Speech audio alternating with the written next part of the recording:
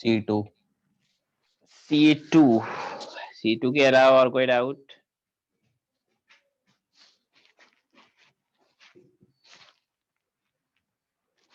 बताइए।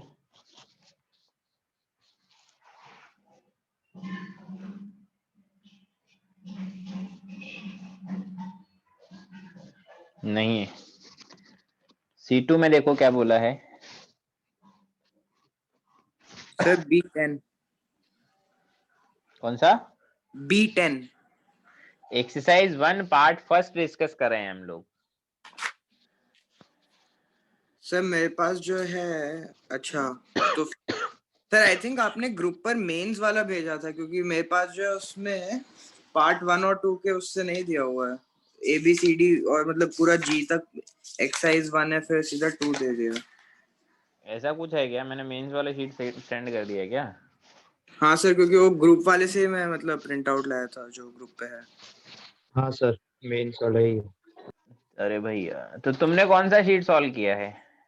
यही वाला सर जो भेजा था ग्रुप पे। सभी ने यही वाला सॉल्व किया है क्या? नहीं सर एडवांस वाला किया। अरे अच्छा तो यार, ये तो दिक्कत वाली बात हो गई। मतलब सर शायद एडवांस वाली तो मिली है ना, मतलब मेरे को तो सबसे लेट मिली थी। मेरे को नहीं मिली, मैंने वो जो पैकेज मिला था उसमें देखा था, मेरे को नहीं मिली थी कोऑर्डिनेट अकाउंट की एडवांस वाली। चलो यार, अब फिर क्या करें हम लोग? ऐसा करते हैं, पहले जो एडवांस वाली शीट से जिन्होंने सॉल्व किया है वो एडवांस वाली शीट डिस्कस कर लेते हैं, ठीक है? फिर उसके बाद जो मेंस वाले बच्चों के डाउट रहेंगे उसको भी देख लेंगे अभी। ठीक है तो सर। एडवांस वाली शीट से डिस्कस कर रहे हैं पहले एक्सरसाइज 1। तो C2 के अलावा और कोई डाउट है? बोलिए। नहीं है। तो C2 में देखिए क्या बोला है।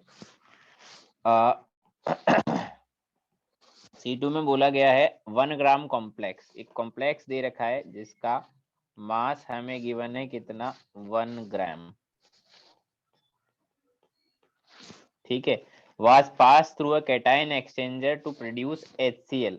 The acid liberated was diluted to 1 liter. What will be the molarity of acid solution? अब देखो, अगर मान लो ये 1 ग्राम है तो क्या तुम इसका मोल्स निकाल सकते हो? बोलो।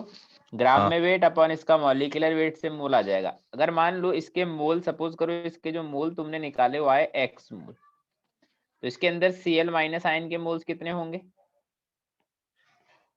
2x। तो जो मोल होंगे HCl के वो भी 2x मोल ही होंगे, क्योंकि यहाँ से ही आए हैं Cl माइनस आयन। अब 2x मोल आ गए। अब उसका मोलैरिटी पूछा है, एसिड सॉल्यूशन का मोलैरिटी क्या होगा, उसके मोल अपॉन वॉल्यूम कितना है, 1 लीटर। आंसर आ गया, समझ गए?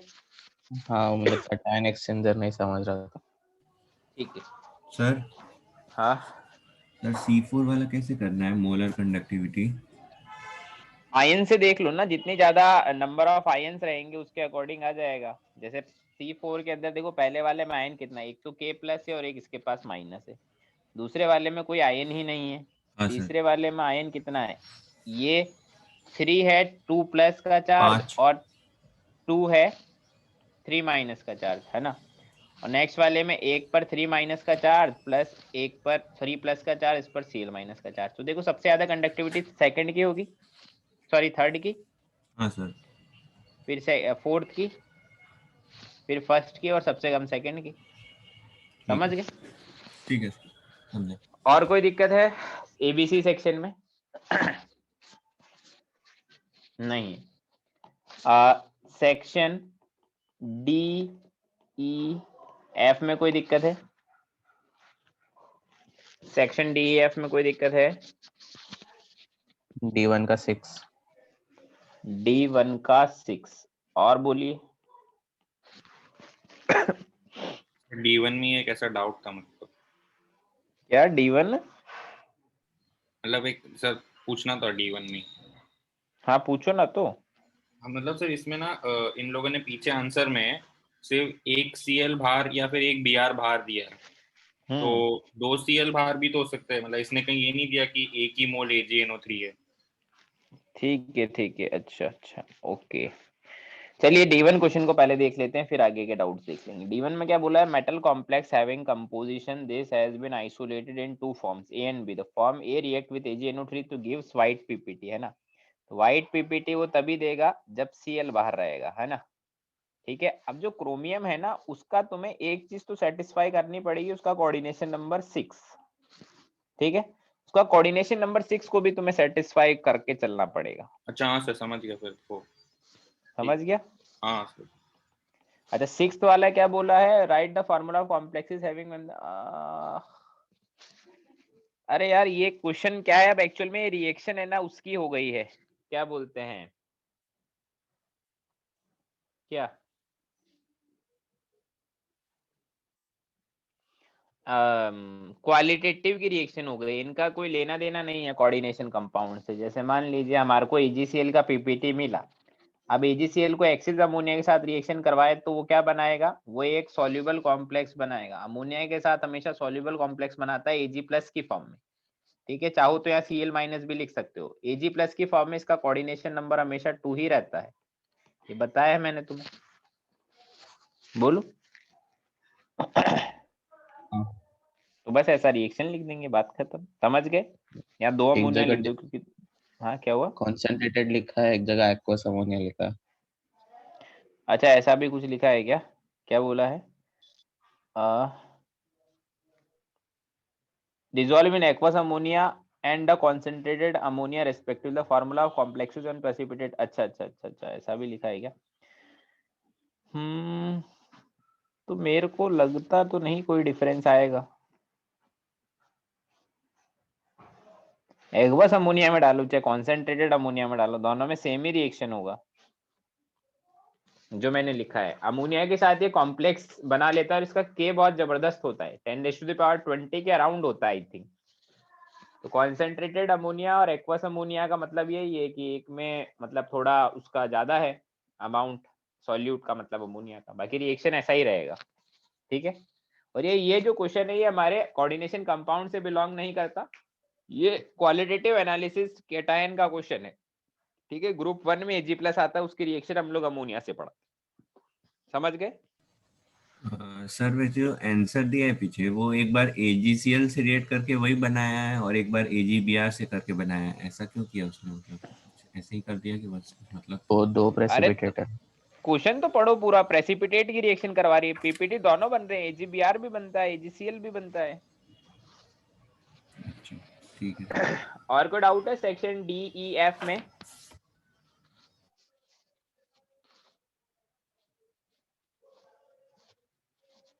बोलो।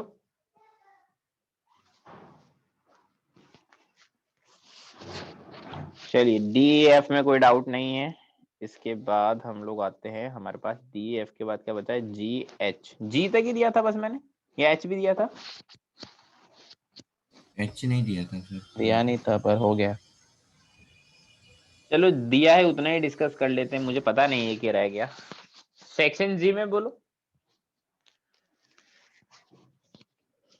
सेक्शन G में कोई डाउट है। G2 का B। G2 का B, और बताइए इसके अलावा,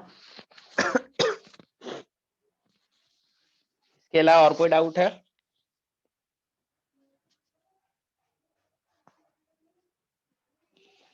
G2 के B के अलावा और कोई डाउट है, नहीं है। तो B में तो बहुत सारे लिखा हुआ है, ये सब बताना है क्या।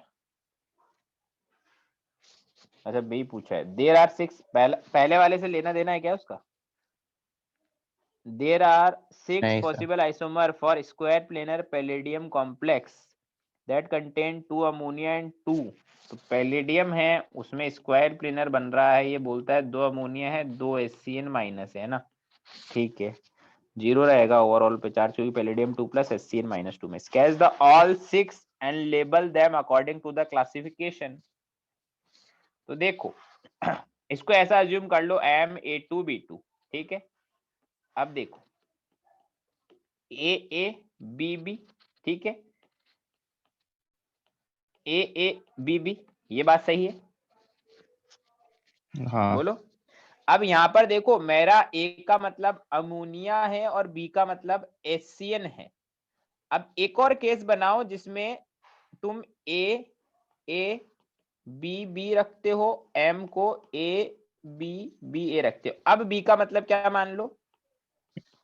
एनसीएस। एनसीएस। 4 बन गए। अब दोनों बी का मतलब तुमने एनसीएस ही माना है। अब मान लो एक एचसीएन हो और एक क्या हो, एनसीएस हो, तो 2 और बन जाएंगे, एक यहाँ पर एक यहाँ पर, जिसमें एक एक हो, एक एचसीएन हो एक एनसीएस हो, तो बन गए 6। समझे या नहीं अच्छा समझे? हाँ सर, समझा समझा। वो पिक्चर। सर ठीक है। हाँ बोलो बोलो, कोई कुछ और बोलना चाहते? हाँ सर, मैं पूछ रहा था यही कि अपना मतलब ऐसा कोई केस आएगा जिसमें लिंकेज अगर डिफरेंट हो तो फिर मतलब उसको भी गिनेंगे ना ऑप्टिकल में? ऑप्टिकल तो यहाँ होगा ही नहीं ना, मतलब क्योंकि आइसो मेरे। हाँ तो वही तो गिन रहे हैं हम लोग। पहले हमने बी को एचसीएन माना तो ये 2 बन गए, अब बी को एनसीएस माना तो ये 2 बन गए। ऐसा चल रहा है ना? हाँ ठीक है सर। अच्छा, G2 के अलावा और कोई डाउट है सेक्शन जी में? नहीं है। एक्सरसाइज 1 ही चल रहा है ना? एक्सरसाइज 1 पार्ट 2 में बोलो। Section ABC,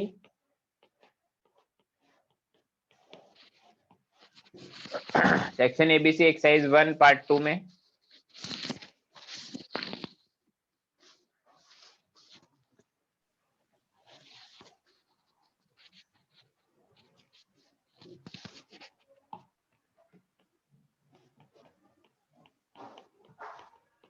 section D E F G में कोई डाउट है? D6। D6 और बोलो। D6 तो क्वेश्चन ही नहीं है मेरे में, तो D5 ही है।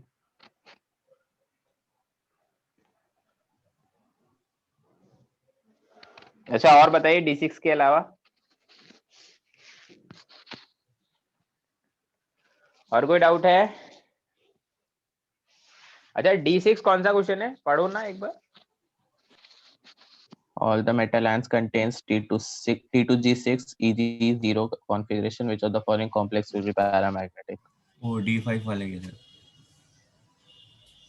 ठीक है, वही तो मैं सोच रहा हूँ, कुछ ना कुछ तो मिल ही जाएगा। All the metal ion contains this configuration which of the following will be paramagnetic. तो चेक कर लो एक एक को। पैरामैग्नेटिक वही होगा जिसमें पेयरिंग नहीं होगी। 1 2 3 4 5 6, ऐसा मतलब लिगैंड ऊपर इलेक्ट्रॉन ऊपर चले जाए, नीचे पेयरिंग नहीं हो, मतलब लिगैंड कौन सा होना चाहिए?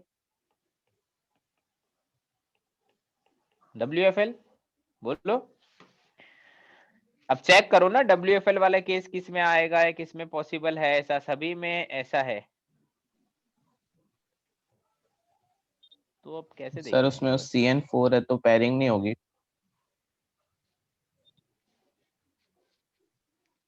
रुकिए रुकिए देखने दीजिए। देखो जो बी वाला ऑप्शन है उसमें सारे स्ट्रॉन्ग फील्ड है ना?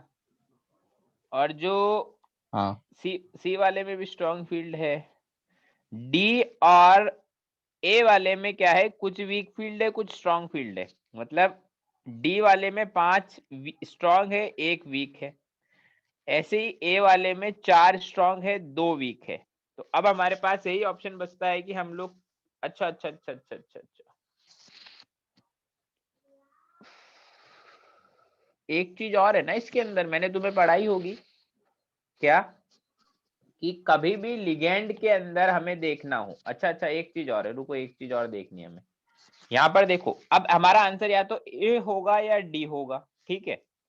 अब देखो Fe पर चार्ज कितना आना चाहिए अगर वो 3d6 में है, तो Fe पे चार्ज +2। +2। तो अब देखो Fe पे चार्ज है +2, Cl पर है -1, CN4 पर है -4, O2 पर पता नहीं, ओवरऑल -4। तो O2 पर कितना आ गया चार्ज? -1। ए ऑप्शन में बोलो। अब हाँ ऐसे ही डी ऑप्शन की बात करते हैं तो Fe पर +2, Cn पर -5, O2 पर पता नहीं, ओवरऑल -5। तो O2 पर कितना आ गया? -2। तो ये है O2 2-। अब बताओ O2 -1 पैरामैग्नेटिक होता है या O2 2- पैरामैग्नेटिक होता है? बोलो। O2 -1 पैरामैग्नेटिक होता है ना, इसलिए आंसर है। देखो लिगेंड मैंने तुम्हें पढ़ाया होगा ये बात कि लिगेंड हमारा पूरा कॉम्प्लेक्स पैरामैग्नेटिक हो, उसके लिए दोनों चीजें कंसीडर करते हैं, या तो सेंट्रल मेटल आयन में अनपेयर्ड इलेक्ट्रॉन हो या लिगेंड में अनपेयर्ड इलेक्ट्रॉन हो। जनरली लिगेंड में नहीं रहते हैं, और कुछ कुछ स्पेशल केसेस मैंने तुम्हें बताया, उसमें एक O2- और O2 भी है, लिखवाया है थ्योरी में, याद है तुम लोगों को? हाँ सर, एक्सेप्शन लिखा है NO और O2 और O2-। हाँ वही है। चलो और कोई डाउट है सेक्शन DEFG में?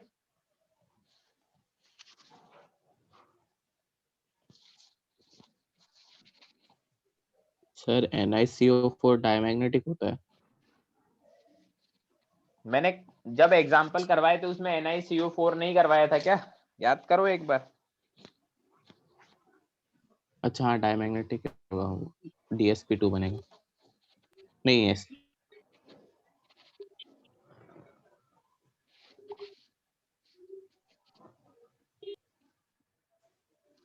ये रहा देखो 9 वाला एग्जाम्पल, इस पर मैंने स्टार मार्क भी दिया है, दिख गया? हाँ सर। ठीक है, और कोई दिक्कत है? E7 का बी ऑप्शन। क्या? E7 का बी ऑप्शन।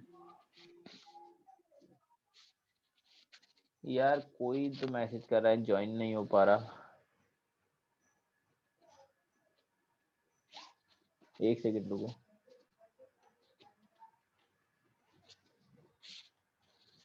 E7 का बी,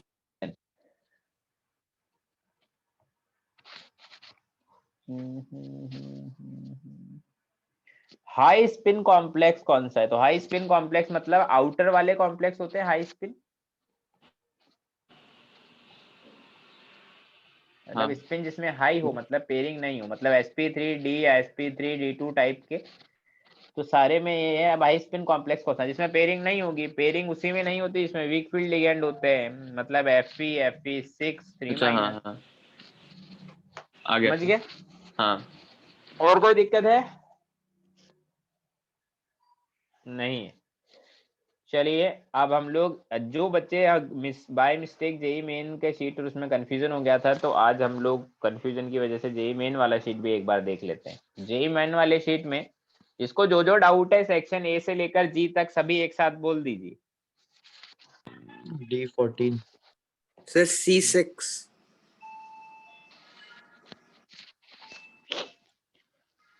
C12 F1 का C ऑप्शन, कौन सा? F1 का C ऑप्शन सर। D22 और D25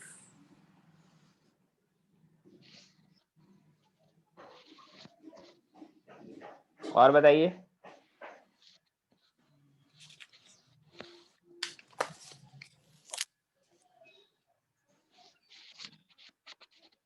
बस इतने ही डाउट है? E24 भी है। E24 F6 का 3 वाला थर्ड ऑप्शन F6 का थर्ड ऑप्शन। बस। और बोल दीजिए, और किसी को कोई डाउट है तो।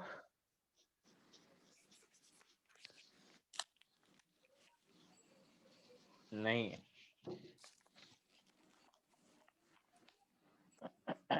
C6 देख लेते हैं सबसे पहले। C6 में क्या बोला है?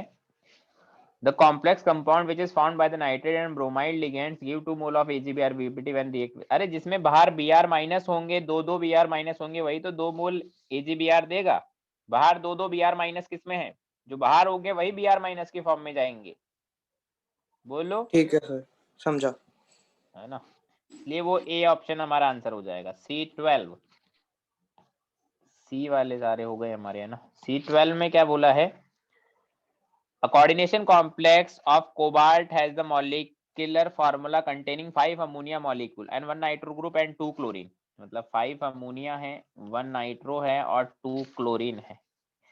For 1 cobalt atom, एक कोबाल्ट एटम है, फिर बोला 1 mole of produces 3 mole ion, 3 mole ion देता है, और AgNO3 से रिएक्ट करने पर AgCl का पीपीटी भी देता है। तो वही देगा AgCl का पीपीटी जिसमें Cl माइनस हमें मिल जाए। तुम बताओ Cl माइनस किस में मिल रहा है चारों ऑप्शन में से?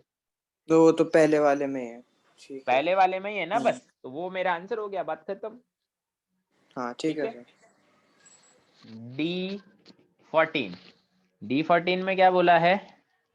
द मोस्ट स्टेबल, इसमें है ना, बताया तो था मैंने क्लास के अंदर, ये इसी पे तो लफड़ा चल रहा था जब मैंने बोला था आंसर में कुछ गड़बड़ी है। सर बस कंफर्म करना था, रॉन्ग है ना? हाँ।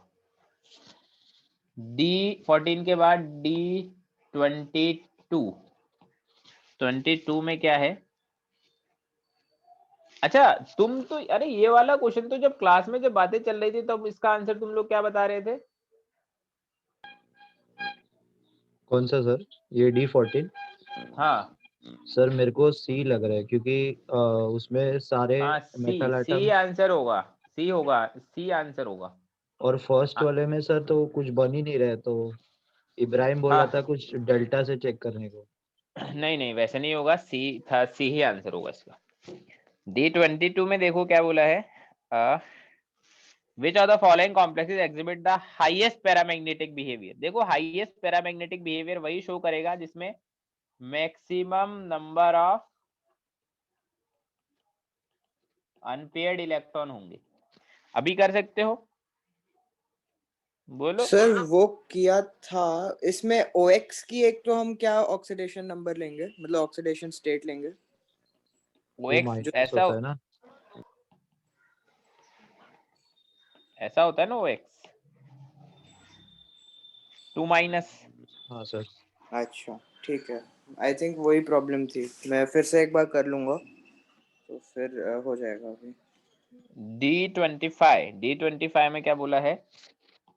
अब अगेन वही correct increasing order of wavelength of absorption in the visible region of the complex. तो देखो वेवलेंथ ऑफ एब्जॉर्प्शन क्या होगा, वो इसके डेल्टा पर आएगा, और यहाँ पर सभी का डेल्टा O है। क्यों? क्योंकि सभी में क्या है, ऑक्टाहेड्रल कॉम्प्लेक्स, और वो किसके इक्वल होगा, Hc/λ के। और डेल्टा नॉट का वैल्यू किससे निकालेंगे? जिसमें जितना स्ट्रॉन्ग फील्ड लिगेंड होगा उसमें डेल्टा नॉट उतना ही ज्यादा होगा, क्योंकि जितना स्ट्रॉन्ग फील्ड लिगेंड होगा उतना ही रिपल्शन होगा ना Eg और T2G के बीच में। रिपल्शन मतलब गैप होगा, एनर्जी गैप, समझ रहे हो? हाँ सर। तो बस डेल्टा नॉट जितना ज्यादा वो डिपेंड करेगा स्ट्रॉन्ग फील्ड लिगेंड पर, डेल्टा नॉट जितना ज्यादा लैम्बडा उतना ही कम। समझ गए? हाँ सर।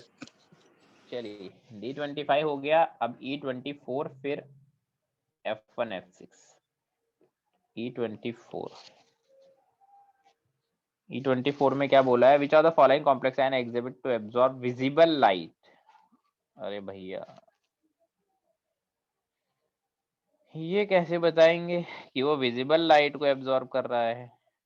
तो क्योंकि विजिबल लाइट तो मतलब किसी भी एक स्पेक्ट्रम के एंड पे नहीं है ना, वो तो बीच में है सर, कहीं पे, तो फिर वो कैसे बताएंगे?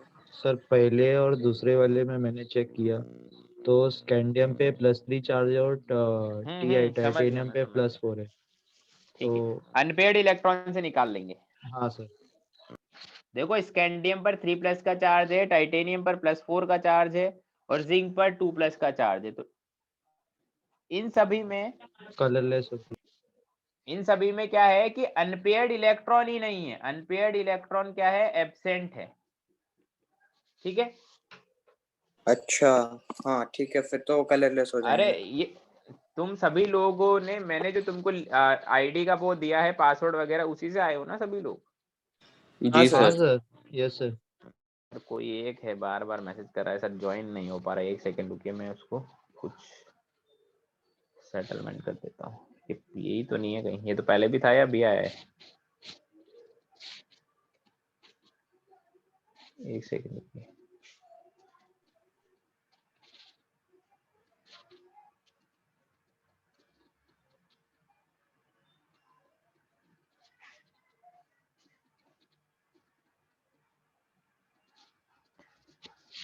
चलिए अब हम लोग हमारे E24 आ गए। समझ में आ गया E24 में क्या करना है? हाँ सर। और सर चलिए। मतलब अगर बाकी ऑप्शंस में ऐसा ना हो रहा हो कि वो नहीं कर पाएंगे जीरो हो क्वेश्चन। रहे हैं तो नहीं कर पाएंगे ना? नहीं नहीं नहीं, कोई फिर लॉजिक नहीं है हमारे पास करने का। F1 और F6 दोनों में सी ऑप्शन। F1 में बोला है which of the following statement are wrong. Sir TL क्या होता है वही पूछना था। टीएल क्या होता है भाई बताओ। टीएल शायद लिखाया था आपने, नहीं लिखा था पता नहीं सर, इसके लिए पूछा था। रुको एक सेकंड रुको, मैं खुद ही देख लेता हूँ, गूगल करना पड़ेगा। कैपिटल टीएल वो हाँ क्या होता है भूल गया मैं। टेट्राइथाइलेट। टेट्राइथाइल होता है। टेट्राइथाइलेट होता है, सही बात है। तो बस टेट्राइथाइलेट का देख लो क्या स्ट्रक्चर है, फिर आ जाएगा आंसर हमारा। हाँ ठीक है सर। सर F6 नहीं है। नहीं है, हो गया। हाँ ठीक है, ये सब तो बढ़ा है मैंने, जी से सॉल्ट, ग्रिग्नाइट, फेरोसिन, सिस्प्लेटिन सब बताया तुम्हें। चलो ठीक है, फिर हमारा होमवर्क डिस्कस हो गया। देखो नेक्स्ट क्लास में जब भी हम होमवर्क डिस्कस करेंगे नेक्स्ट टाइम, तो मैं वो एडवांस वाला शीट में सेंड कर दूंगा, तो उसी से करना है हम सभी को, ठीक है।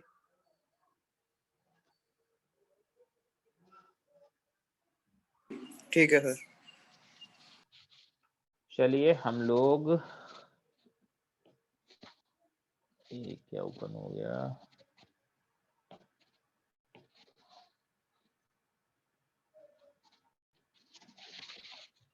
हम लोग इलेक्ट्रोकेमिस्ट्री पढ़ रहे थे और पहले लेक्चर में हमने बहुत सारी चीजें पढ़ ली थी, है ना।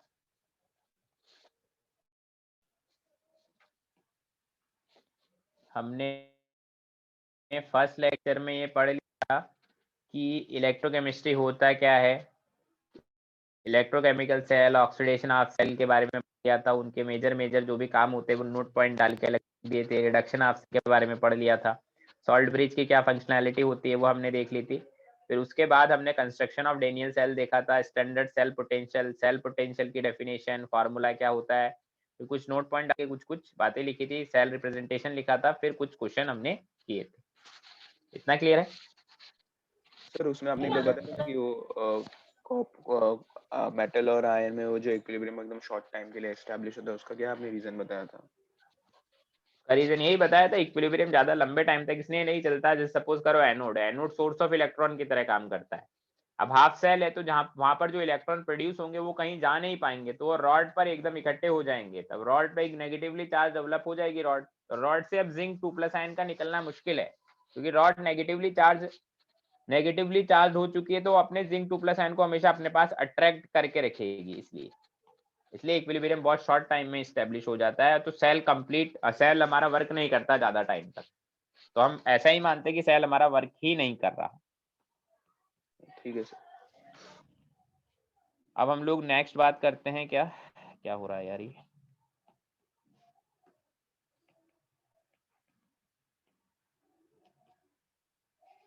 Relation between delta G and E cell, ठीक है। तो रिलेशन क्या होता है हमारा डेल्टा जी और ई सेल में,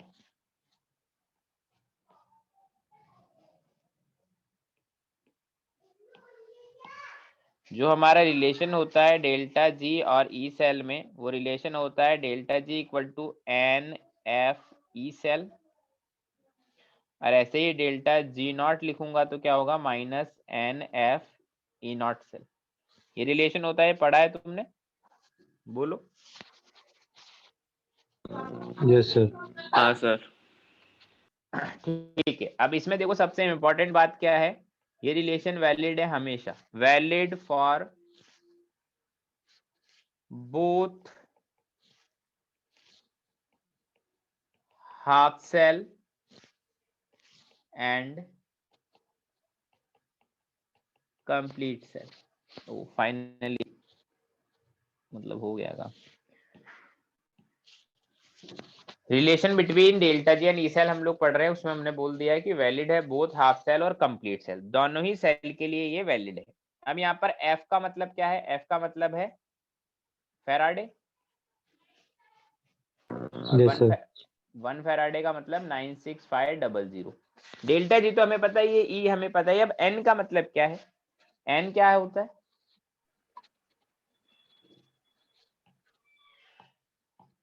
तो देखो n में बच्चे ज्यादातर बच्चे कंफ्यूज रहते हैं, तो n की वैल्यू अलग अलग होती है। फॉर हाफ सेल कुछ अलग वैल्यू होती है n की, फॉर कंप्लीट सेल n की वैल्यू कुछ हम लोग अलग लेते हैं। तो क्या वैल्यू होती है?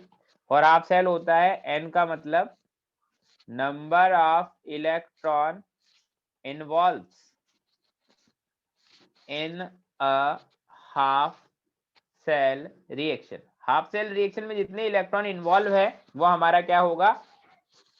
n होगा। और कंप्लीट सेल में हम लोग लिखेंगे n का मतलब क्या होता है? Number of cancelled electron.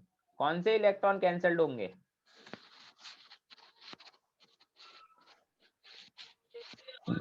दोनों जगह इक्वेट करके जितने कैंसर होते हैं। हाँ, कंप्लीट सेल में जब हम लोग एनोड कैथोड की रिएक्शन को ऐड करते हैं तो उस टाइम पर इक्वेट करने के टाइम जो इलेक्ट्रॉन कैंसिल आउट होते हैं वो हमारे होंगे n। तो n का वैल्यू कंप्लीट सेल के लिए अलग है और n का वैल्यू हाफ सेल के लिए अलग है। और हम लोग बोलते हैं अगर सेल मेरा काम करे, सेल अगर वर्किंग कंडीशन में है, तो हम लोग बोलेंगे for working cell. Working cell के लिए हम लोग क्या बोल सकते हैं? जो मेरा ई सेल होगा वो ग्रेटर देन 0 होगा और जो मेरा डेल्टा जी होगा वो नेगेटिव होगा। ऑब्वियसली बात है, ई सेल पॉजिटिव होगा तो डेल्टा जी को नेगेटिव होना ही पड़ेगा, क्योंकि दोनों का रिलेशन वो है वो है -NF ई सेल।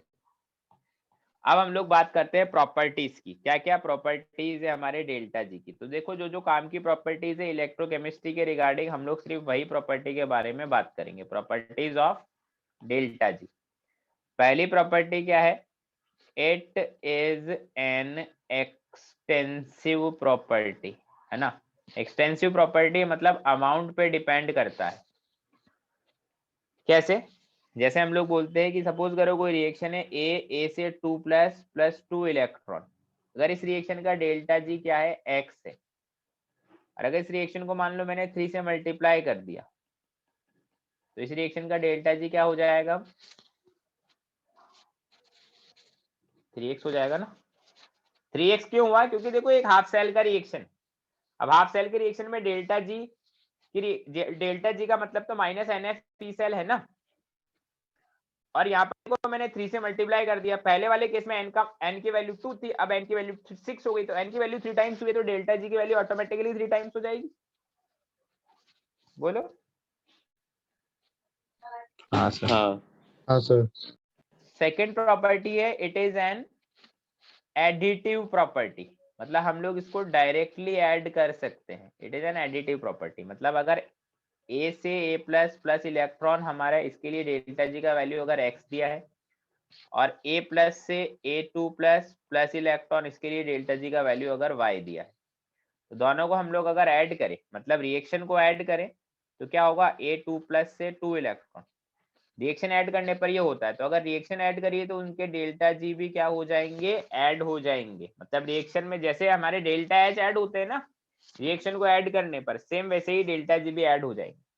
समझ गए? तो थर्मोडायनेमिक्स के से रिलेटेड होता है डेल्टा जी, बट हमारे जो जितना काम आएगा वो बस ये 2 पॉइंट ही है, इतना ही हमारे काम आने वाला है। अगर इतना भी हम लोग याद रख लेते तो हमारा काम बन जाएगा मुझे इलेक्ट्रोकेमिस्ट्री। इसमें ना सर ये एक ही चीज नहीं समझता है कि मतलब डेल्टा जी को हम ऐड मल्टीप्लाई मतलब करेंगे तो अमाउंट पे डिपेंड करता है और ई नहीं करता है, ऐसा क्यों है?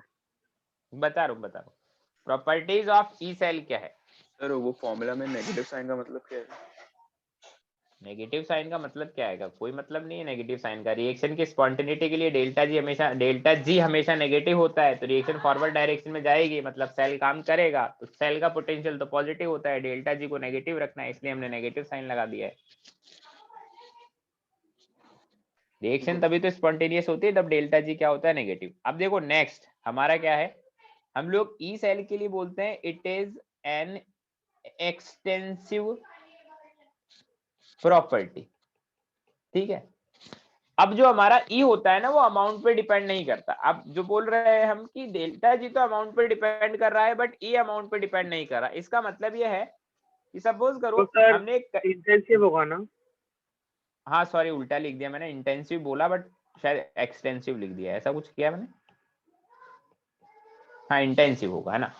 अब जैसे मान लो एक हमारे पास कोई बैटरी है, इसमें मैंने कोई सॉल्यूशन फिल करा हुआ है और सॉल्यूशन है 1 लीटर का, है ना। सॉल्यूशन है 1 लीटर का, तो ये यहाँ से बैटरी कैथोड एनोड बना रखे और इधर से मैं इससे पावर ले रहा हूँ और ये हमको पावर देता है, सपोज करो 100 वोल्ट का पावर हमें देता है ना, 100 वोल्ट का वो ई पोटेंशियल हमें जनरेट करके देता है। अब मैं अमाउंट बढ़ा देता हूँ, अब मैं अमाउंट को कर देता हूँ 100 लीटर। अब अभी भी हमसे सेम है, सब कुछ सेम है, कैथोड एनोड सॉल्यूशन का कंसंट्रेशन सब कुछ सेम है, बस अमाउंट 1 लीटर से 100 लीटर करा है। तो अभी भी मैं हमें 100 वोल्ट का ही पावर जनरेट करके देगा क्योंकि कंसंट्रेशन वगैरह सेल रिएक्शन सब कुछ सेम है। तो 100 लीटर लेने से फर्क क्या पड़ा, क्या फर्क पड़ा? हमें फर्क सिर्फ इस बात का पड़ा है कि अगर पहले मेरा सेल अगर 10 दिन तक काम करता था तो 100 लीटर देने से हमारे सेल का जो ड्यूरेशन है, टाइम ड्यूरेशन हमारे को 100 वोल्ट की पावर देने का, वो टाइम ड्यूरेशन क्या होगा, बढ़ जाएगा। क्योंकि अब हमने जो हमारे वो लिया ना सॉल्यूशन का अमाउंट ज्यादा ले लिया, तो ज्यादा टाइम तक वो वर्क करेगा, ज्यादा टाइम तक वो हमें पावर जनरेट करता रहेगा। इसलिए हम लोग बोलते हैं ये क्या है, एक इंटेंसिव प्रॉपर्टी। या फिर इसको ऐसे भी एक्सप्लेन किया जा सकता है, delta G equal to minus n F E cell. अब देखो डेल्टा जी हमारा एक्सटेंसिव प्रॉपर्टी है, ये एन है, ये भी अमाउंट पर डिपेंड करेगा, ये भी एक्सटेंसिव प्रॉपर्टी है, मतलब अगर ज्यादा ले लोगे 2 से मल्टीप्लाई कर दिया तो ये भी बढ़ता जा रहा है। तो दो एक्सटेंसिव प्रॉपर्टी का हमने पढ़ा होगा ना कभी, दो एक्सटेंसिव प्रॉपर्टी का रेशियो क्या होता है, इंटेंसिव। Yes sir. जैसे डेंसिटी होता है मास बाय वॉल्यूम, तो ये भी एक्सटेंसिव, ये भी एक्सटेंसिव, बट डेंसिटी क्या होता है, इंटेंसिव। तो इसको ऐसे भी एक्सप्लेन किया जा सकता है, समझ गए? बोलो। अमाउंट बढ़ाने का मतलब ये है कि हमारे जो सॉल्यूट है या फिर जो भी सॉल्यूशन है उसमें कंसंट्रेशन चेंज नहीं किया है, बस उसका अमाउंट बढ़ाया है। पहले 1 लीटर था तो अब ज्यादा ले लिया, तो उससे कोई मतलब नहीं। तो अब देखो it is an extensive property, मतलब अगर ए से A plus plus electron gives x volt है। हाँ बोलो सर, अगर क्वेश्चन में दिया रहेगा कि हम लोग ने मतलब वॉल्यूम बढ़ाया हुआ है, डाइल्यूट किया हुआ है, तो फिर मतलब इससे चेंज होगा ना? हाँ, फिर तो हमारे नन्स इक्वेशन वगैरह हम लोग लगा देंगे। हाँ ठीक है। अब देखो हमने बोला है कि इंटेंसिव प्रॉपर्टी मतलब रिएक्शन को किसी फैक्टर से हमने मल्टीप्लाई करा है, तो ई सेल कभी भी मल्टीप्लाई नहीं होगा, वो जो है वो वही रहेगा। ठीक है। सेकंड केस क्या है, सेम उल्टा है इसमें, it is not an additive property. ये एडिटिव प्रॉपर्टी भी नहीं है, मतलब हो सकता है किसी केस में एडिटिव हो जाए, मतलब ऐसा लगे हमें, बट हमेशा नहीं होगा। ठीक है। जैसे मान लो ए से A2 प्लस 2 इलेक्ट्रॉन है और B से B3 प्लस, उल्टा लिख देता हूँ ना, इलेक्ट्रॉन कैंसिल आउट होने चाहिए ना, मतलब B3 plus 2 electron gives B plus बन रहा है। इसके लिए ई सेल मान लो X है, इसके लिए ई सेल मान लो Y है। अब दोनों को ऐड किया, 3 इलेक्ट्रॉन ही ले लो यहाँ पर, है ना। अब दोनों को ऐड किया और इक्वेशन बनी A plus B3 plus electron gives A2 plus B। तो इसका E X प्लस Y के इक्वल नहीं होगा। मतलब सिंपल सी बात है कि अगर किसी रिएक्शन को ऐड करते हैं तो उनके डेल्टा G ही ऐड होते हैं हमेशा, उनके E सेल ऐड नहीं होते। ऐसा नहीं है कि एक सेल मैंने लिया जिसका सॉल्यूशन था वो 2 वोल्ट का था, दूसरा सेल मैंने लिया जिसका सॉल्यूशन था वो 4 वोल्ट का बैटरी 4 वोल्ट की पावर जनरेट कर रहा है, एक का 2 वोल्ट की पावर जनरेट कर रहा है। अब दोनों सॉल्यूशन को मैं मिला दूं तो क्या वो 6 वोल्ट की पावर जनरेट करने लगेगा? नहीं, हम लोग बोलेंगे नहीं, ऐसा कभी नहीं होगा। हम लोग हमेशा ई सेल कैसे निकालेंगे, डेल्टा जी को ऐड कर कर, और डेल्टा जी किसी रिएक्शन को किसी फैक्टर से मल्टीप्लाई करते हैं तो डेल्टा जी ही मल्टीप्लाई होता है, ई एज इट इज रहेगा। समझ गए? बोलो। हाँ सर। हाँ सर। अब क्वेश्चन करने, अब देखो इन कॉन्सेप्ट से क्वेश्चन बड़े आते हैं, ये डेल्टा जी और ई की प्रॉपर्टी से जेई मेंस में स्पेशली। तो हम लोग कुछ क्वेश्चन करते हैं। जैसे मान लो मैं एक क्वेश्चन लिखता हूँ, बेसिक क्वेश्चन है बहुत, मतलब इस तरह के ही क्वेश्चन पूछे जाते हैं। जैसे मान लो कॉपर 2 प्लस से कॉपर है, सपोज करो इसका वोल्टेज है ना 0.4 वोल्ट मान लेता हूँ मैं। डेटा बहुत आसान ले रहा हूँ ना, ताकि कैलकुलेशन में इजी रहे तुम्हारे लिए। इसका वोल्टेज मान लो मैं माइनस में मान लेता हूँ 0.12 वोल्ट। तो हमें पूछा है ई नॉट बताइए कॉपर प्लस से कॉपर वाला।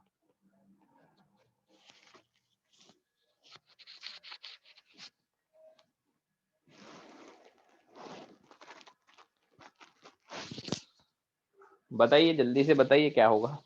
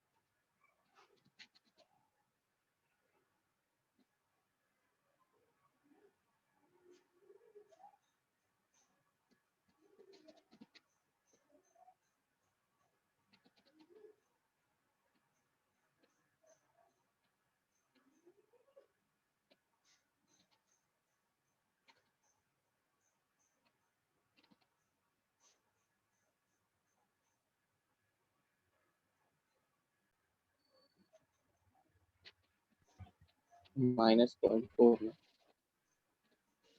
माइनस क्या आ रहा है?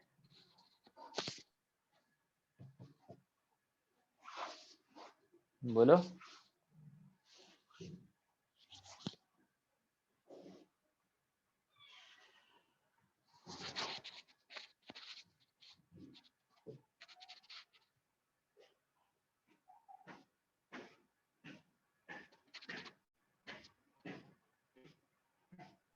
-0.4 आ रहा है। ठीक है, अब देखो मैं करके बताता हूँ क्वेश्चन को कैसे करना है। इस तरह के क्वेश्चन में पहले तो रिएक्शन लिख दो, है ना। जैसे मान लो पहले वाले का रिएक्शन क्या होगा, copper 2 plus 2 electron gives copper. ये वो रिडक्शन की फॉर्म में दे रखा है, वैसा वैसा लिख दिया। ऐसे ही दूसरा वाला क्या होगा, copper plus gives copper 2 plus electron. तीसरा वाला क्या होगा जो हमें निकालना है, copper plus electron gives copper. तीनों का ऐसा होगा। हाँ सर। अब देखो हमें पता है इसका जो ई नॉट सेल जो गिवन है वो लिख दो, इसका जो ई नॉट सेल गिवन है वो लिख दो, इसका जो ई नॉट सेल नहीं पता वो लिख दो। मैं 0 लिख दिया मैंने गलती से। तो पहला वाला था उसका ई नॉट सेल था 0.4 वोल्ट, इसका माइनस में 12 वोल्ट, इसका मान लो x वोल्ट है ना। अब देखो इन तीनों के लिए डेल्टा जी वाली इक्वेशन लिखना बहुत जरूरी है। क्यों? क्योंकि हमारे को डेल्टा जी को ही ऐड या फिर मल्टीप्लाई जो भी है वो करना पड़ेगा। डेल्टा जी पहले वाले के लिए क्या आएगा, minus n F, E cell कितना है 0.4। ऐसे ही दूसरे वाले के लिए माइनस एन कितना है 1 इंटू एफ, और माइनस माइनस क्या हो गया प्लस इंटू 0.12। बोलो। हाँ सर। तीसरे वाले के लिए क्या आएगा, माइनस एन कितना है 1, एफ है और एक्स वोल्ट है। अब देखो इसको डेल्टा जी 1 मान लो, इसका delta G naught 1, delta G naught 2, delta G naught 3। अब डेल्टा जी नॉट 1, 2 और 3 में क्या रिलेशन है? Delta G naught 1 plus delta G naught 2 is equal to delta G naught 3। क्या मैं ये बोल सकता हूँ कि मैं पहली और दूसरी रिएक्शन को ऐड करूंगा तो तीसरा रिएक्शन आ जाएगा? बोलो। हाँ सर। हाँ सर। तो मतलब -2f into 0.4 plus 1 into F into 0.12 is equal to -f into x. Solve करना, x का वैल्यू क्या आएगा बताओ यार, सॉल्व करना पड़ेगा। f तो कैंसिल आउट हो गए, बोलो। -6.8। माइनस में आएगा क्या आंसर? नहीं सॉरी, पॉजिटिव 6.8। पॉजिटिव 6.8। एक सेकंड रुकिए। हाँ 0.68 पॉजिटिव 0.68। देखो यहाँ से क्या होगा, ये तो आएगा 0.8, ये आएगा माइनस में 1.2x, तो x कितना आएगा 0.68 वोल्ट, ऐसा ही तो आएगा। बोलो। हाँ यही सर। आया सर। ठीक है, एक और क्वेश्चन करते हैं। क्वेश्चन क्या है, अच्छा क्वेश्चन है, will Fe2 plus disproportionate का मतलब तो समझते हो ना, डिसप्रपोर्शनेट और नॉट, ये हमें बताना है। अब देखो क्या है डेटा, Fe2 प्लस है, अगर वो Fe प्लस में जाता है तो वोल्टेज लगता है माइनस में 0.4 वोल्ट, अप्रॉक्स लिख रहा हूँ ना। अगर वो Fe3 प्लस में जा रहा है तो वोल्टेज मिलता है 0.7 वोल्ट। अब तुम्हें बताना है क्या ये डिसप्रपोर्शनेट करेगा Fe2 प्लस या नहीं करेगा।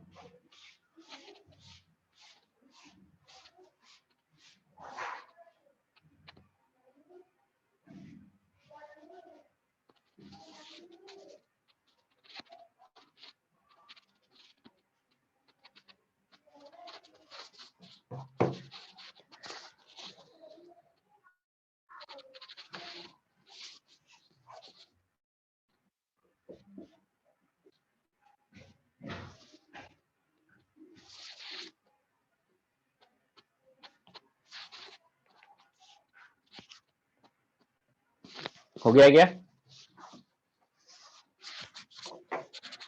बोलो। करेगा ना डिस्प्रोपोर्शन, करेगा, ठीक है, देखते हैं करके हम लोग करता है या नहीं। अब देखो रिएक्शन को थोड़ा अच्छे से लिख दो। एक रिएक्शन हमें दे रखा है Fe2 प्लस से अगर वो जाता है Fe3 प्लस में तो एक इलेक्ट्रॉन इधर लूज करेगा, और उसका जो ई सेल दे रखा है वो दे रखा है 0.7 वोल्ट। ऐसे ही एक रिएक्शन दे रखा है हमें क्या, कि अगर वो Fe2 प्लस से 2 इलेक्ट्रॉन लेता है तो Fe में जाता है, और उसका ई दे रखा है माइनस में 0.4 वोल्ट। हमें निकालना क्या है, हमें निकालना है कि जो Fe2 प्लस है ना वो किस में जाए, वो Fe में भी जाए और Fe3 प्लस में भी जाए, है ना। ये हमें निकालना है। डिस्प्रोपोर्शनेशन का मतलब उसका ऑक्सीडेशन भी उसका रिडक्शन भी हो, यही मतलब है। हाँ सर। जो Fe2 प्लस है वो किस में जाए, Fe में भी जाए और Fe3 प्लस में भी जाए। इस रिएक्शन को बैलेंस करने के लिए यहाँ 2 कर देता हूँ, यहाँ 3 कर देता हूँ, बैलेंस हो गया। इस रिएक्शन का ई हमें निकालना है जो कि x वोल्ट मान लेता हूँ, xv मतलब x वोल्ट मान लेता हूँ, x वोल्ट। अब देखो बात समझो मेरी। अब पहली दो रिएक्शन की हेल्प से कैसे बनाया जा सकता है थर्ड वाली रिएक्शन को। इस रिएक्शन को 2 से मल्टीप्लाई कर दूं और ऐसा लिख दूं 2Fe2 प्लस प्लस प्लस नहीं आएगा, gives 2Fe3 plus plus 2 electron. अब देखो फर्स्ट और सेकंड रिएक्शन को ऐड करोगे तो थर्ड वाला जो हमारा मेन रिएक्शन है वो हमें मिल जाएगा। हाँ सर। हाँ सर। तो हम बोलेंगे पहले वाले रिएक्शन का डेल्टा G1 दूसरे का डेल्टा G2 तीसरे के डेल्टा G3 के इक्वल होगा। डेल्टा G1 क्या होगा -N2 F है और 0.4 और ये माइनस माइनस प्लस हो गया, प्लस डेल्टा G2 क्या होगा माइनस, तो यहाँ पर माइनस लगा देता हूँ already, -N F 0.7 equal to last वाला क्या होगा, कितने इलेक्ट्रॉन कैंसिल आउट हुए ये ओवरऑल रिएक्शन में 2 इलेक्ट्रॉन, तो -2 हाँ sir F into x volt. अब देखो ये क्या होगा, F कैंसिल हो गया, 2 कैंसिल हो गया, मतलब 0.4 माइनस 0.7 इक्वल टू -x, तो x का वैल्यू कितना आ गया प्लस में 0.35 वोल्ट। सर वो 0.8 होगा। 0.8 होगा। 0.8 क्यों होगा, 2 और F मैंने कैंसिल आउट कर दिए हैं, 2 और F दोनों तरफ से, देखो मैंने ऐसा किया है, हाँ 2 सर और F सही है कैंसिल आउट कर दी। तो देखो अब ई सेल मेरा पॉजिटिव आ रहा है, जो कि क्या है, मतलब x क्या आ रहा है ग्रेटर देन 0 वोल्ट, सर। तो मतलब रिएक्शन क्या है, तो वो इक्वल टू 3F होगा ना, 3F होगा, मतलब 3 आना चाहिए वहां, हाँ डेल्टा G3 में, बोलो। हाँ सर G3 में वो n का वैल्यू कैसे आया? वो तो वो देखते हैं देखो ना कितना काटा हाँ ओवरऑल देखो रिएक्शन मैंने में। यहाँ पर लिखा है, यहाँ पर लिखा है मैंने n का वैल्यू क्या होता है, हाफ सेल के लिए तो जितने रिएक्शन में इलेक्ट्रॉन होते हैं वो, और कंप्लीट सेल का मतलब जितने इलेक्ट्रॉन कैंसल्ड आउट हुए हैं वो। अब देखो पहली 2 रिएक्शन हाफ सेल रिएक्शन थी, उसमें 2 इलेक्ट्रॉन थे, ये वाली हाफ सेल रिएक्शन थी 2 इलेक्ट्रॉन थे, दूसरी हाफ सेल रिएक्शन थी 2 इलेक्ट्रॉन थे, बट ओवरऑल रिएक्शन में इनके 2 इलेक्ट्रॉन ही तो कैंसल्ड आउट हुए, तो वही डेल्टा G3 2 ही तो हाँ सर। होगा, समझे, बोलो।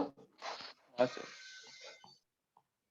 चलिए अब हम लोग आगे आज बात करते हैं रेफरेंस इलेक्ट्रोड के बारे में। किसके बारे में, रेफरेंस इलेक्ट्रोड और स्टैंडर्ड हाइड्रोजन इलेक्ट्रोड, जिसको हम लोग बोलते हैं SHE, है ना, शी।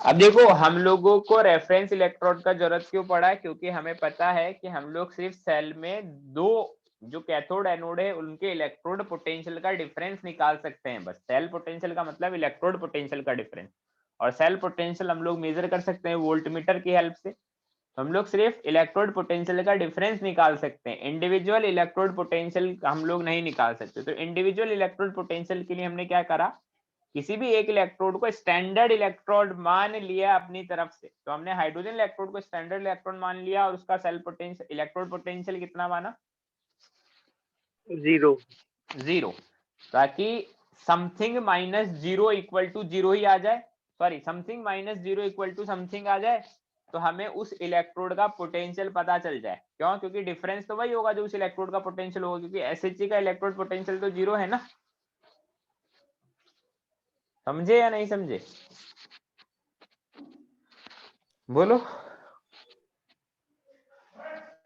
लास्ट लाइन क्या बोला सर, आवाज नहीं है।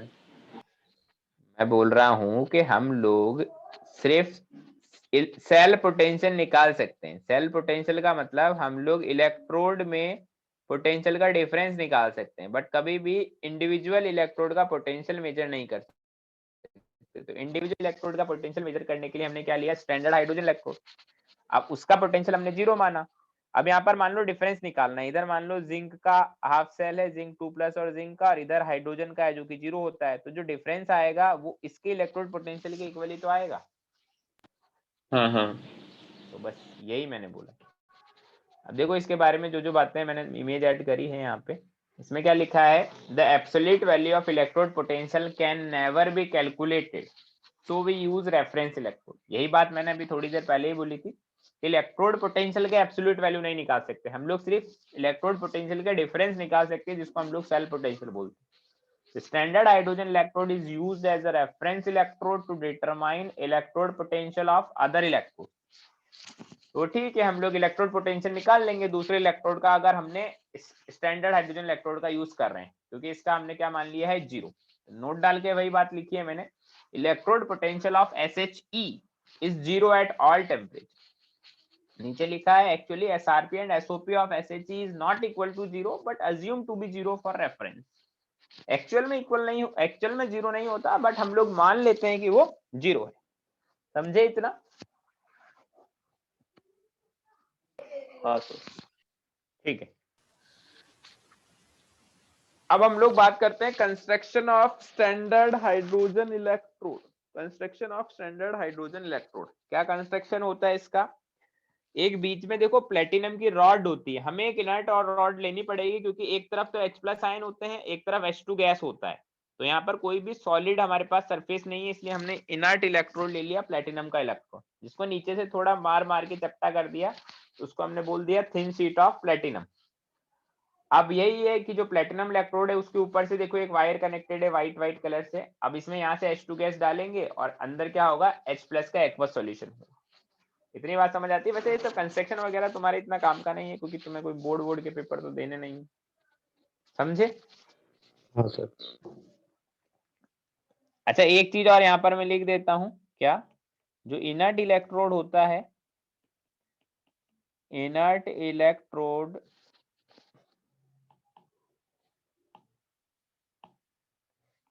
does not take part in cell reaction। वो सेल रिएक्शन में पार्टिसिपेट नहीं करता कभी भी इनर्ट इलेक्ट्रोड।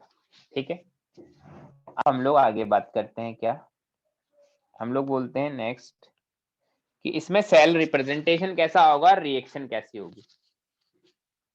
हाँ, SHE में, शी में इलेक्ट्रोड रिएक्शन एंड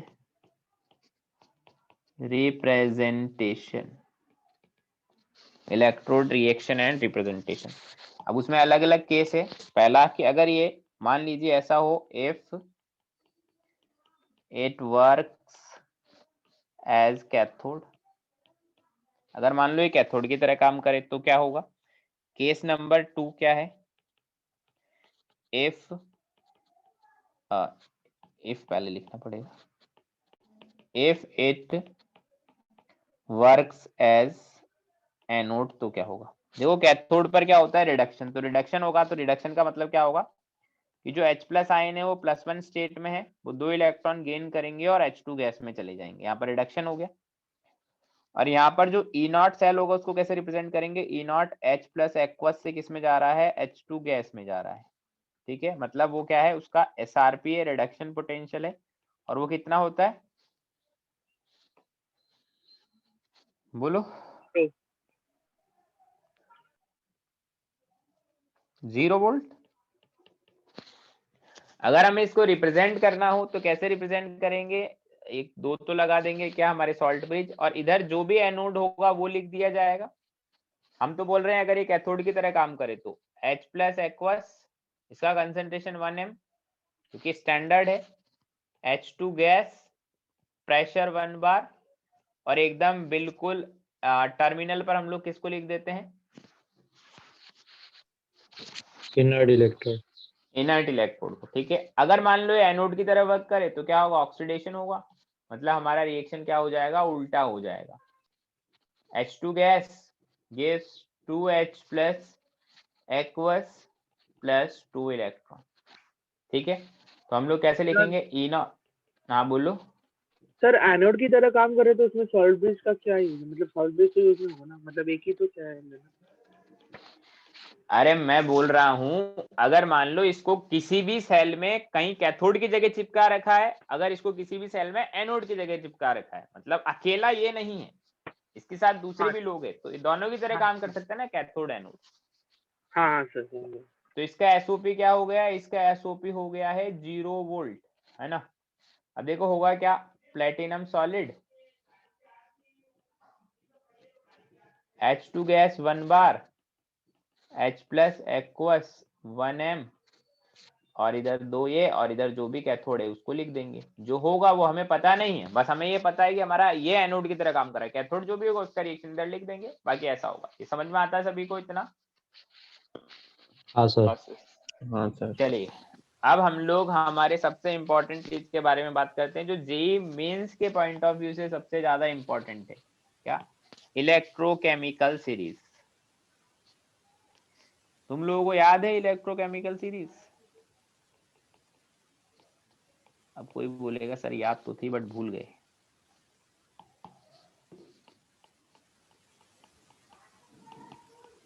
देखो इलेक्ट्रोकेमिकल सीरीज बहुत तरह की हो सकती है इधर उधर बुक्स में, बट हम लोग कौन सी सीरीज को फॉलो करेंगे?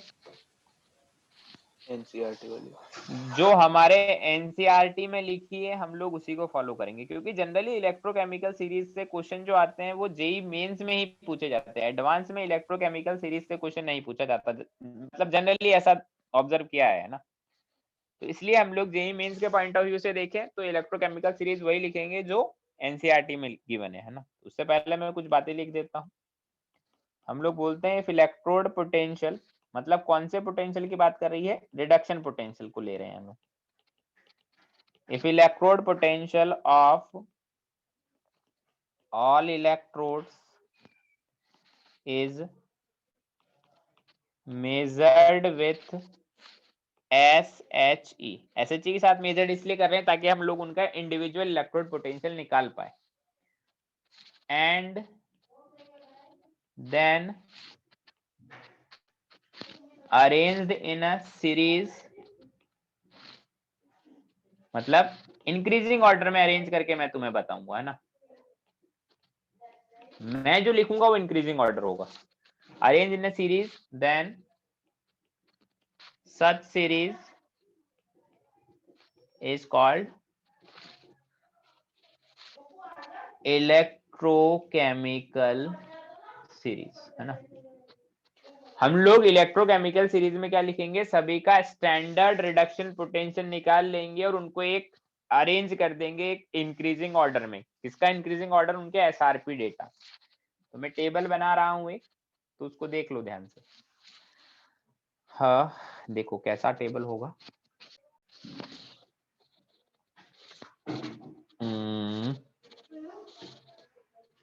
मैं चाहता हूं कि इतने में सब कुछ आ जाए इस पेज में, ठीक है। अब देखो इस साइड में जो मेरा लेफ्ट वाला कॉलम होगा उसमें तो मैं लिखूंगा किसको? इलेक्ट्रोड को। और राइट वाले कॉलम में लिखूंगा उनका एसआरपी डेटा, ठीक है। और जिसका रिएक्शन इंपॉर्टेंट होगा उसी का लिखेंगे, सबका नहीं लिखेंगे, बट स्टार्टिंग में मैं सारे लिख लिख के बता देता हूँ। जैसे मान लो सबसे पहले हमारा एसआरपी सबसे कम किसका है? लिथियम प्लस का। एसआरपी का मतलब क्या है? जो रिएक्शन होगी वो किस फॉर्म में लिखी जाएगी? रिडक्शन की फॉर्म में, समझ रहे हो? हाँ सर। इसका एसआरपी डेटा सबसे कम होता है, माइनस में 3.08 वोल्ट होता है, ठीक है। क्या हमें एसआरपी डेटा याद रखने? नहीं, फर्स्ट और लास्ट वाले के रफली याद रख लो, बस उतना ही काफी है। देखो लिथियम प्लस को लिथियम में कन्वर्ट करना मुश्किल है ना, क्योंकि लिथियम तो एक मेटल है। मेटल की क्या प्रॉपर्टी होती है? कैटायन बनाना। हम लोग उल्टा कर रहे हैं, मेटल को रिड्यूस कर रहे हैं, जो कि फिजिबल नहीं होगा, इसलिए एसआरपी डेटा इसका नेगेटिव आया है। ऐसे ही सेकंड आता है के प्लस से इलेक्ट्रॉन, तो पोटेशियम बनता है। कैल्शियम 2 प्लस से 2 इलेक्ट्रॉन लेगा तो कैल्शियम बनेगा। ऐसे ही सोडियम प्लस से 1 इलेक्ट्रॉन लेंगे तो सोडियम बनेगा। Mg2 प्लस से 2 इलेक्ट्रॉन लेंगे तो Mg बनेगा। एल्यूमिनियम 3 प्लस से 3 इलेक्ट्रॉन लेंगे तो एल्यूमिनियम बनेगा। जो रिएक्शन थोड़ी ऑड टाइप की होगी ना उसको मैं मार्क कर दूंगा कि हाँ इसको याद रखें। जैसे मान लो H2O है, H2 को रिड्यूस करते हैं तो H2 गैस और OH माइनस बनता है एक्वस। तो इस रिएक्शन पर मैं क्या करता हूँ? इस रिएक्शन पर मैं स्टार मार्क कर देता हूँ कि हाँ इस रिएक्शन को तुम याद रखो, थोड़ा सा ये ऑड टाइप का रिएक्शन है ना। अब मान लो जिंक 2 प्लस हुआ, 2 इलेक्ट्रॉन लिया तो जिंक बनाएगा। जिंक के बाद क्रोमियम 3 प्लस 3 इलेक्ट्रॉन लिया तो क्रोमियम बनाएगा।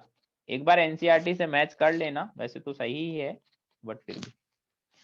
ऐसे ही निकल 2 प्लस हुआ, 2 इलेक्ट्रॉन लेगा तो निकल बनाएगा।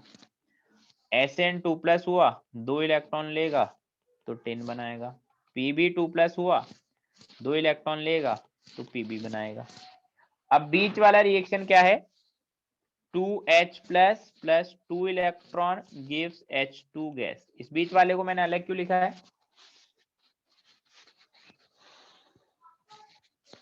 बोलो। SRP 0 होगा ना, इसका SRP 0 होगा। तो देखो हम लोग रेफरेंस पॉइंट पर आ गए हैं हमारे, ये हमारा रेफरेंस पॉइंट है ना, मतलब इसका जो SRP है वो क्या है, 0 वोल्ट। और जो ये बाकी सारे लोग जो यहाँ पर आए हैं इनका SRP क्या क्या है, नेगेटिव। और एक और चीज, अगर हम लोग टॉप टू बॉटम जाएं, अगर हम लोग टॉप टू बॉटम जाएं, एक सेकेंड, अगर हम लोग टॉप टू बॉटम जाएं तो हमारा SRP क्या हो रहा है, इंक्रीजेस।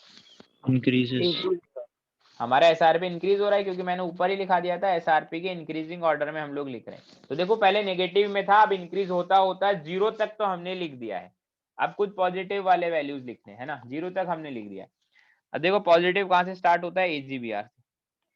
AgBr है वो 1 इलेक्ट्रॉन लेगा और Ag सॉलिड और Br माइनस में जाएगा। फिर उसके बाद AgCl है, वो इलेक्ट्रॉन लेगा और Ag सॉलिड और Cl माइनस में जाएगा। ये दोनों रिएक्शन भी याद रख लो, थोड़ा सा अलग है, ऑड टाइप है ना। इसके अलावा कॉपर 2+ 2 इलेक्ट्रॉन लेगा तो कॉपर में जाएगा, कॉपर प्लस 1 इलेक्ट्रॉन लेगा तो कॉपर में जाएगा। I2 है वो I माइनस में जाएगा, मैं इलेक्ट्रॉन नहीं लिख रहा है ना। Ag+ है वो Ag में जाएगा। Hg2+ है, इसको भी याद रखें, Hg2+ Hg में नहीं जा रहा है, Hg2 में जा रहा है, ठीक है। Br2 है वो Br माइनस में जाएगा। MnO2 है वो Mn2+ में जाएगा। डाइक्रोमेट है वो किस में जाएगा, Cr3+ में जाएगा। MnO4- है वो किस में जाएगा, Mn2+ में जाएगा। H2O2 है, H2O2 को रहने दो मत लिखो। F2 है वो किस में जाएगा, F- में जाएगा। तो देखो ये लास्ट वाले सारे ही इंपॉर्टेंट है, और टाइप की रिएक्शन है, तो इन तीनों को भी याद रख सकते हो। अच्छा अब जो बचे हुए मेरे ये वाले SRP है, ये डेटा कैसे हैं, ये वाले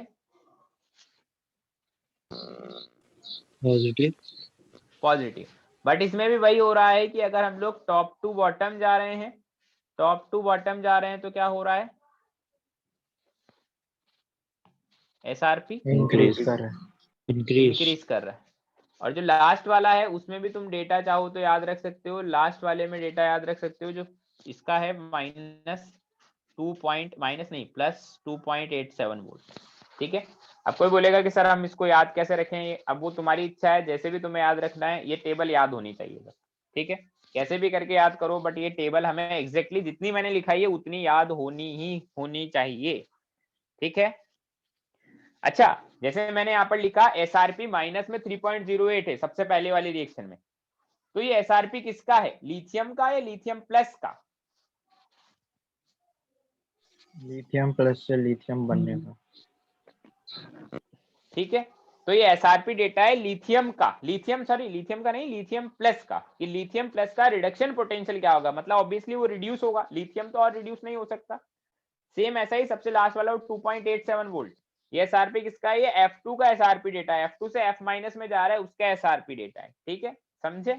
मतलब ये ओवरऑल इस रिएक्शन का SRP है ये, और वो रिएक्शन हमेशा रिडक्शन की फॉर्म में ही गिवन है, ठीक है। बोलो। हाँ सर।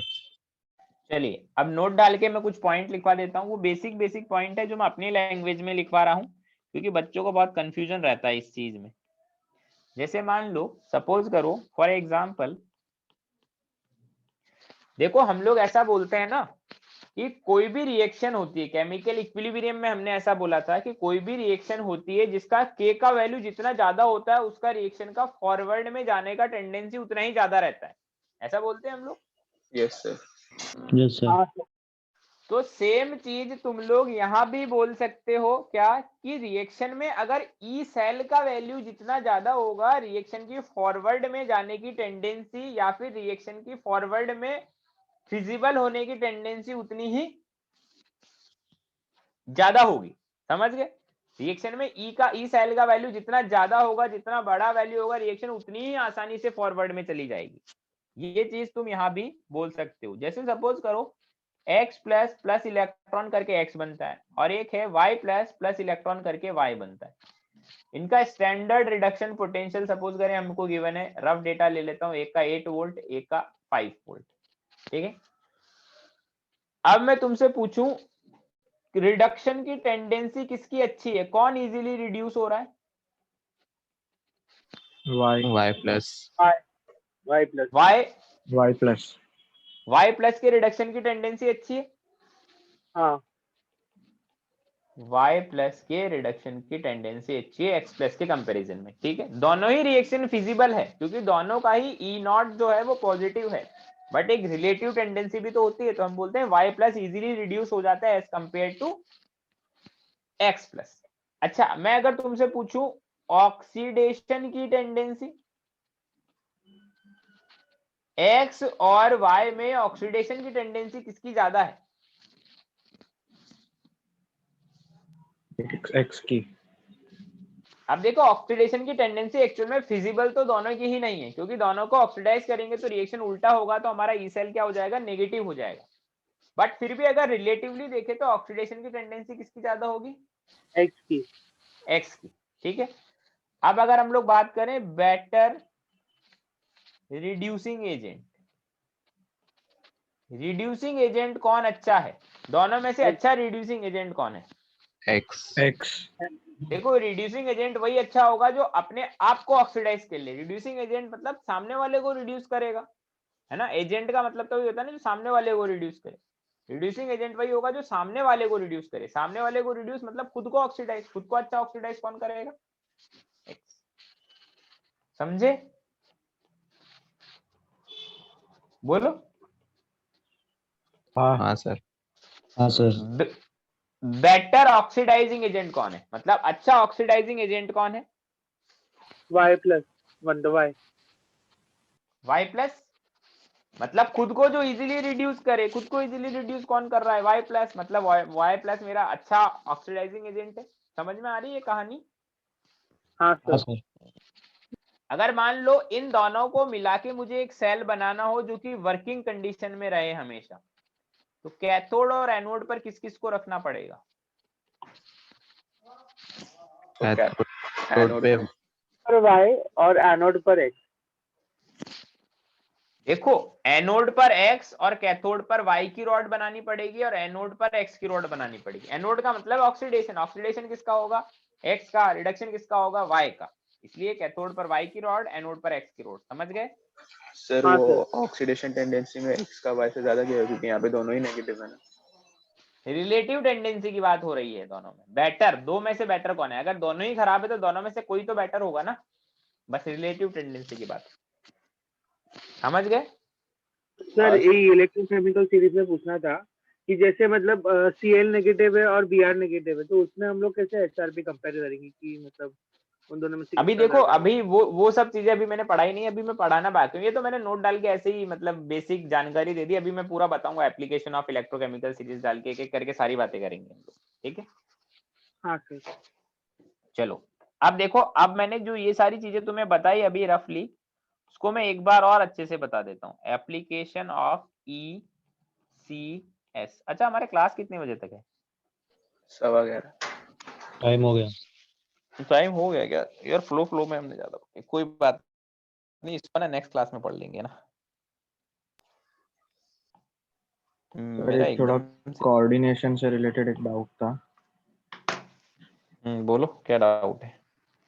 हाँ सर, मतलब मुझसे पूछना था, मतलब उस शीट में भी एक मतलब क्वेश्चन था, मैं पूछना बोले, और सोडियम नाइट्रोप्रोसाइड का दिया था, और वैसे ही टाइप का मतलब पूछना था कि मतलब अभी कंपाउंड दिया है तो उसमें कोऑर्डिनेशन में अभी O2 दिया है सपोज लिगेंड में, और किसी का कुछ ऑक्सीडेशन स्टेट बताया नहीं है, तो हम कैसे पता करेंगे कि मतलब वो जो लिगेंड में जो कैटायन है उसका ऑक्सीडेशन स्टेट क्या होगा? क्योंकि वो O2 पे जो चार्ज होगा उसके हिसाब से भी वो चेंज तो होता ही रहेगा ना। देखो इसका कोई ऐसे, जैसे मैंने अभी थोड़ी देर पहले एक क्वेश्चन किया था, इसमें मैंने उसमें बोला था कि 6 इलेक्ट्रॉन है, तो इसलिए मैंने पहले Fe का निकाल लिया कि Fe2+ में अभी किया था ना एक क्वेश्चन। हाँ तो सेम वैसा ही है। अब सोडियम नाइट्रोक्लोराइड में कहाँ से आने लग गया, मतलब O2 वगैरह? नहीं उसमें NO है, उसमें NO है, वो शीट में था वो, वैसा ही हाँ टाइप तो का वो वो तो भी। वो मतलब है ना, क्वेश्चन को देख के ही हम लोग सोचेंगे कि हम लोग ऐसा क्या करें कि हम लोग O2 का ऑक्सीडेशन नंबर कुछ निकाल ले, मतलब O2 जैसे मान लो कोबाल्ट आ गया और कोऑर्डिनेशन नंबर 6 दे रखा है, तो हम सोचेंगे कोबाल्ट जनरली 3+ में ही कोऑर्डिनेशन नंबर 6 बताता है। वो सब चीजों की हेल्प से हम लोग सोच पाएंगे, ऐसा हम लोग वैसे नहीं बता सकते। अच्छा मतलब मैंने ठीक है, पूछा था कि एग्जाम में अभी वो लोग मतलब ऐसा तो नहीं देगा ना, कोई रैंडमली एक कंपाउंड दिया और उसमें फिर पूछ नहीं ले ऑक्सीडेशन स्टेट क्या है, मतलब कोई रिलेशन कुछ दिया नहीं उन्होंने फिर। नहीं ऐसा दे दिया तो फिर और बच्चों से भी नहीं हो पाएगा, है ना। ऐसा नहीं है कि तुमसे ही नहीं हो रहा बाकी सब करके आ जाएंगे, ऐसा नहीं होगा। ठीक है चलिए ठीक है फिर। सर अच्छा हमने होमवर्क नहीं दिया है, होमवर्क की भी बात करेंगे, अभी तो होमवर्क रह गया हमारा। हाँ बोलो। सर वो आपने बताया ना कि डेल्टा जी इंटेंसिव है, एक्सटेंसिव है, और ई नॉट वाला सेल इंटेंसिव प्रॉपर्टी वाला पार्ट एक बार फिर से बताइए ना। डेल्टा जी यार देखो, एक्चुअल में ना इस पार्ट को मैं थर्मोडायनेमिक्स में बहुत अच्छे तरीके से एक्सप्लेन करूंगा, क्योंकि वहां पर हम लोग गिब्स फ्री एनर्जी और इन सब की बात करेंगे। तो अभी के लिए इसको मान लो, जब हम लोग थर्मोडायनेमिक्स पढ़ेंगे तब हम लोग एक्सप्लेन कर देंगे, ठीक है। ठीक है सर। सर वो कोऑर्डिनेशन कंपाउंड में वो याद रखना पड़ेगा कि मतलब कोऑर्डिनेशन नंबर 6 में मतलब कौन से ऑक्सीडेशन स्टेट पे सबसे ज्यादा हाँ वो टेम्परेचर। मैंने वो टेबल बनवाई तो है, तो मैं एक उसके अकॉर्डिंग याद रख लूँ। हाँ ठीक है सर।